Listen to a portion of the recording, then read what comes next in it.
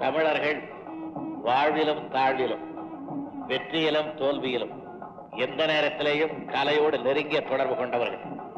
கலையை மறந்து அவர்கள் எந்த காரியத்தையும் செய்ததில்லை.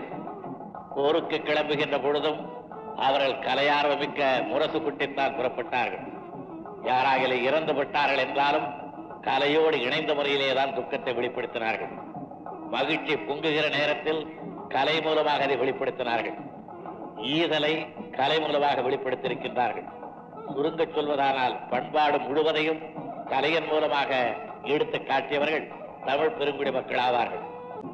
தமிழர்கள் வாழ்விலும் தாழ்விலும் வெற்றியிலும் தோல்வியிலும் எந்த நேரத்திலேயும் கலையோடு நெருங்கிய தொடர்பு கொண்டவர்கள்.